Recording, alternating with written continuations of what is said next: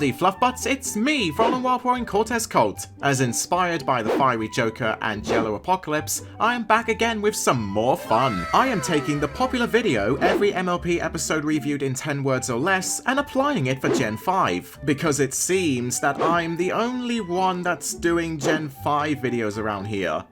God, I'm so lonely. If you ain't familiar with the inspiration, here's how it goes. I will be going through the movie with each and every current episode and special from Make Your Mark and Tell Your Tale and review them all on a scale of 1 to 10. There will also be negative scores to display ironic enjoyment, with 10 being the greatest and 1 being the most unfavourable. 10 perfect, no argument. 9 a recommendation. 8 majorly entertaining. 7 fairly enjoyable. 6 serviceable at best, 5 rightfully mediocre, 4 uninteresting overall, 3 genuinely bad, 2 painfully awful, and 1 it's the absolute worst. And for negative scores, -10, a goofy masterpiece, -9, delightfully silly, -8, guaranteed a laugh, -7, positively bizarre, -6, tolerable throwaway, -5, just stupid, -4, somewhat offensive, -3, seriously awkward, -2, mentally challenging, and -1, unbelievably cringeworthy. So now that you're up to date on how this video will work, let's begin reviewing every single piece of Generation 5 media in rapid session! Friendship from a patsy bitch slaps dogmatism. It's super effective. Zipp's Clues, the movie. Let the snow rage on. Frosty shivers never bothered me anyway. Every artist procrastinating ever. Sprout contributing substantially to the plot? Didn't expect that. Zipp and Pipp's masterpiece. Maritime Bay being racist to their savior? Not cool, dude. A Royal Problems underrated sequel. Oh god, I can hear them. Thirsty, misty fans. How did this make terrorizing innocents look like fun? Who took my Sparky? Misty! If Twilight Sparkle's coronation was made into an episode, Argyle saves the Bright House from beyond the grave. 246 great.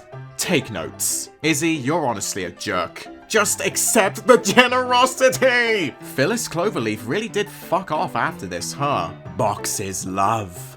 Box is life. Hitch plus critters plus abuse equals excitement. When families have TikTok in a nutshell. Excellent in concept, terrible in execution. We fight, we break up, we kiss, we make up. Kind of unnecessary, but whatever. It was Zipp in the bedroom with her ass. TRASH. This episode is trash. Dear Selena Friend, please write more episodes! Super Nanny! Illness is magic. Why is Queen Haven slowly becoming the best character? We cannot allow competition! It'll be the end of Equestria! Hitch finally gets his own song. Rock on, my boy. Rufus is in the wrong profession. The story of how I became an internet sensation.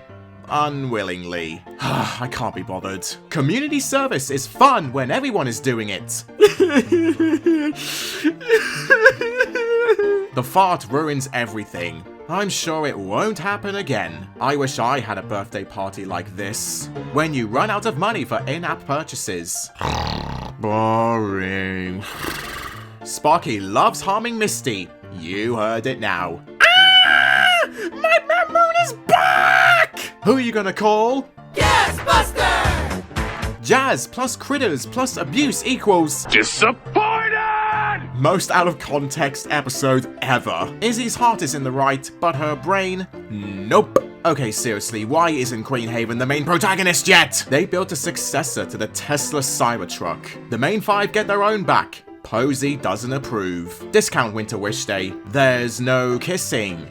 False advertising! Zipp x Hitch was all I got out of this. Too relatable. Yippee! Child endangerment! That's something worth celebrating. And that's it for all the content featured in Gen 5 so far. Now here's the part where I give my thoughts on my top 5 best and bottom 5 worst episodes. Take note though, I won't be listing Make Your Mark episodes or specials, as there's hardly any episodes of them and I firmly believe none of them have been a total disaster. But I will give a dishonourable mention to ARIESALPINESAVI. I'm definitely not one for this episode, as I found it to be a bowel of abuse towards Sunny. Apart from the main 5's performances, which were delightful, and the Alicorn mirror scenes that were fucking amazing, everything else was practically dreary. It isn't the most abysmal episode written, but that still doesn't make it all the more better to watch. Maritime Bay occasionally being a dick to Sunny's own identity was really hurtful, and the Philly 4 do look fabulous, but they represent the worst attributes of Pipp pedals. It also got somewhat repetitive, with the word Alicorn being said one too many times. I couldn't care less about this episode. And now we come to the top 5 and the bottom 5. 5th best, A Day in the Life. Simply put, this is the Pipp episode we needed. The amount of relatability the story has on a personal level hit me hard. Seeing Pipp in her element without her occasional egocentric attitude was extremely fun. The handheld camera format was a really nice surprise on the storytelling to deeply enhance how Pipp truly lives life online and in real life. I appreciated the burning out undertone the episode applied during the ending, and it helps the audience sympathize with Pipp a lot easier. The main 5, especially Hitch being by her side, was lovely to see. I know Stormblazer is my OTP, but Hitch and Pipp were undeniably cute in this moment. I'm not going to lie. 5th worst, Nay Fever. I truly feel sorry for Dahlia in this episode. She was displayed as a deprived punching bag instead of being a character of her own. Posey may have had the greatest roast of all time, but she's your friend for Christ's sake. The story was another one of the Earth ponies getting used to the flora magic concepts but being driven further into the ground. The sickness song in the episode just made me feel drowsy, combined with the town visuals of every pony blaming Dahlia. Dahlia even stooped so low to even try and blame Sunny for her magic, as she was the one who tried to take it to heart. The epilogue was so flawed as well, because her sneezing magic fades away literally seconds after and she's able to make business off of that? I don't even want to imagine the repercussions. This episode is hugely skippable. 4th best, Fool Me Once. My personal favourite. I couldn't resist putting it on the list. Hitch is a superstar in this episode. The mystery plot of who has been stealing shit around the town is one that works so expertly for Hitch's temperament. The portrait references were catchy, Zipp's encouraging inclusion struck my love for both of them explosively, and I cannot forget laughing my arse off when Hitch threw himself in jail. The critters twist of them being the crooks paid off rewardingly, as they were shown trying to gain their master's eye right from the offset. Inspiration from Party of One made me smile, and it rightfully got a hilariously happy ending when the animals got taken in. I love this episode!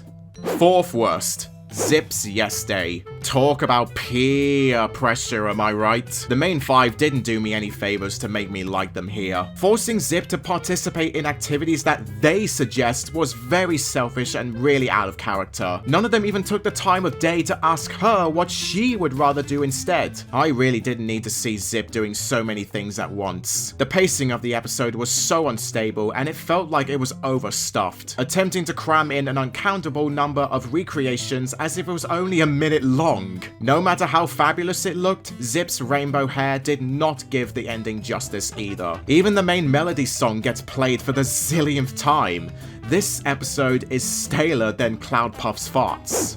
3rd best, Alicorn Issues. The episode that finally gave us the deserving explanation for Sunny's Alicorn form. Everything is pitch perfect for what makes an excellent Tell Your Tale story. The experiments that Pipp, Zipp, and Izzy played around with was comedy gold, and witnessing Sunny's reactions after each of them got altered by her powers gave me a great giggle. We got to see the inside of the Counterlogic factory again, and I loved that the plot used a rejected location to its setting advantage. Sunny nearly breaking down crying is what I desperately needed to see. Then Hitch comes into the picture too, and that was seriously sweet, and it brought me back to their depressive chat in A New Generation. Do I even need to explain the ending?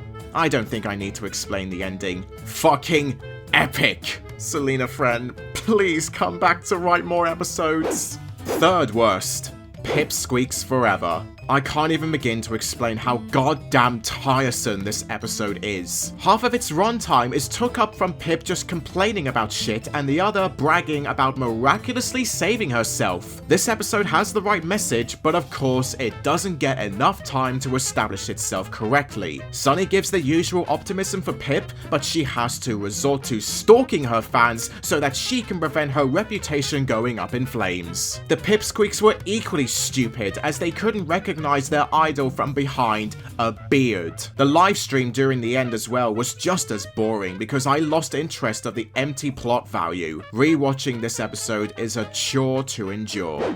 Second best, Star Scout Code. AKA the only episode so far to make me shed a tear. When something manages to do that, I give it the highest of praise. Argyle's posthumous return was tremendous, and it brings even more mystique to his role in the greatest state of events. I'll always have a place in my heart for him as his sanguine morality continues to live on throughout Sunny. The mini funky adventures that the main five trek on for the missing blanket pieces was hugely entertaining. The bridalwood crystals being a turn on Simon Says and feasting my eyes on every pony tarnishing Queen Haven's throne was exceptionally amusing. Then the ending came along and my heart sank. The realization that the message was Argyle addressing Sunny's future friends with a show of Sunny as a filly pierced my heart like an arrow. A masterful episode by Ryan Denham. Second worst, Baby Critters Club. No, just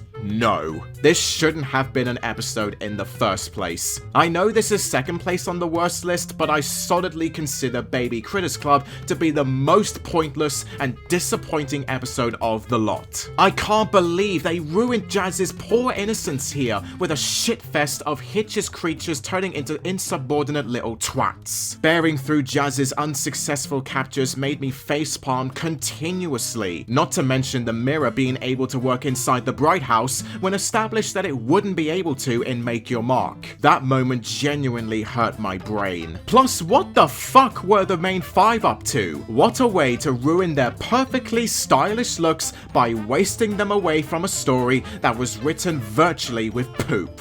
And the top best episode?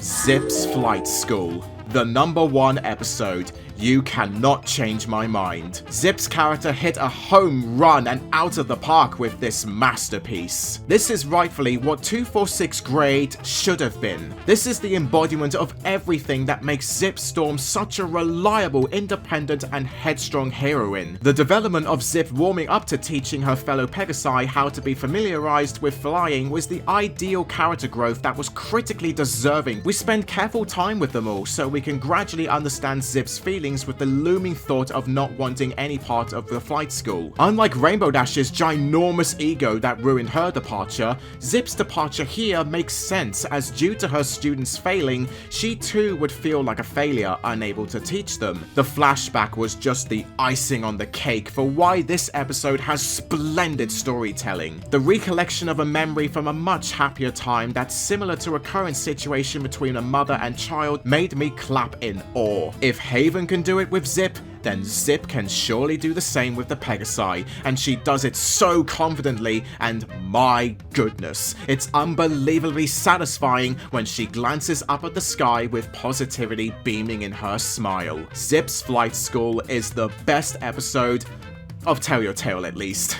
And the #1 worst episode, Nightmare Roommate. Do not get me started on why this episode needs to go burn in the deepest pit of Tartarus and never ever return. I'm mainly shocked that this wasn't written by Gretchen Mallory. Nightmare Roommate is a literal nightmare, and Izzy is unbearably irritating with every little thing she does. Sunny, Pipp, and Zipp's reactions mirror my own as Izzy tumbles around way too erratically for me to understand barely anything she says. The first half contains legit nothing worthwhile of a watch, Hitch, and it's more like watching an Izzy fail army compilation. How is trashing the Bright House considered a funny concept to revolve a story around? Izzy thinking a toothbrush is an ear cleaner? Give me a fucking break. It's grimly cringe-inducing from start to finish. Hitch's role in the episode was practically useless as well, because Sunny said the solution before they came straight to him. There was no point at all to shove him into the episode for the sake of explaining what was already said. Izzy being so ungrateful with the presents given to her so she can fit right in with them in her own way,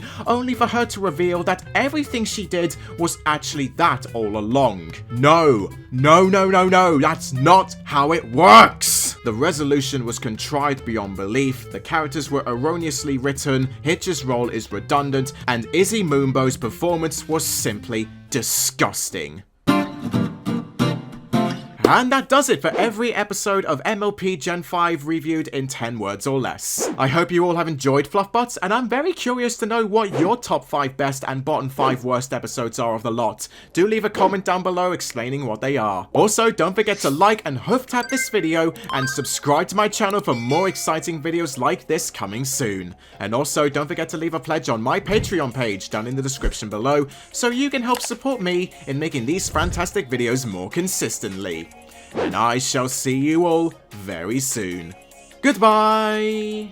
And before the video ends, I would like to shout out my Silver Fluffbutt patrons, Comet Speed, Louise Wade, and Alex Smith, and my Gold Fluffbutt patron, the Pate and Growler Trisky. Thank you so much for your love and support.